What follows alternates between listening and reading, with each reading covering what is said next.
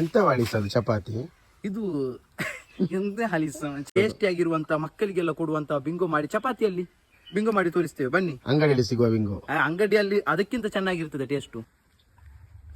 ಈಗ ಸಣ್ಣಾಗಿ ಕಟ್ ಮಾಡಬೇಕು, shape bingo ತರನೇ ಮಾಡಬೇಕು. ಆಗ ಮಕ್ಕಳಿಗೆಲ್ಲ ತಿನ್ನುವಾಗ ಒಂದು ಖುಷಿ ಖುಷಿ ಆಗ್ತದೆ.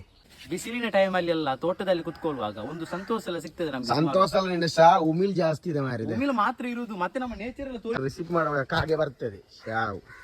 ಒಂದೇ ಕಾಗೆ ಬರುದು, ಅದು ಕಾಗೆ ಹೆಸರು ನಮ್ದು ರುಕ್ಮಣಿ ಅಂತ. ಆ ಎಣ್ಣೆಲ್ಲ ಬಿಸಿಯಾಗಿದೆ, ಇದನ್ನು ನಾವು ಎಣ್ಣೆಗೆ ಬಿಟ್ಟು ಕೊಡುವ.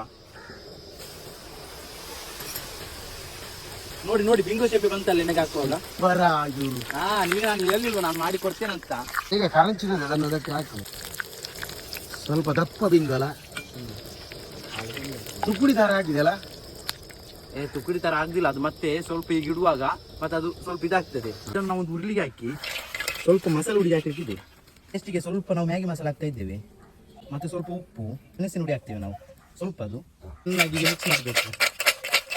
ನೋಡಿ ಸೇಮ್ ಬಿಂಗೋ, ಇದು ನ್ಯಾಚುರಲ್ ಆಗಿರುವಂತ ಮಕ್ಕಳಿಗೆಲ್ಲ ಕೊಡುವಂತ ಪ್ಯಾಕೆಟ್ ಬಿಂಗೋ ಅಲ್ಲ, ಇದು ನಮ್ದು ನ್ಯಾಚುರಲ್ ಆಗಿರುವಂತ bingo, home made bingo. Home made bingo ಮಕ್ಕಳಿಗೆಲ್ಲ ನೀವು ಮಾಡಿ ಕೊಡಿರಿ, ಒಳ್ಳೆ ಟೇಸ್ಟಿ ಆಗಿರ್ತದೆ. ಈಗ ರಂಜಾನ್ ನಾವೇಗೆ ಟೇಸ್ಟ್ ಮಾಡಿ ನೋಡುದು ಮಾರ್ರೆ. ಇಲ್ಲ, ಒಂದು 2 ಪೀಸ್ ನಾವು ದನಕ್ಕೆ ಕೊಡುವ, ಮತ್ತೆ ಮಕ್ಕಳಿಗೆ ಕೊಡುವ. ದನ ಆವಾಗಿಂದ ನೋಡ್ತಾ ಇದ್ದಾಳ.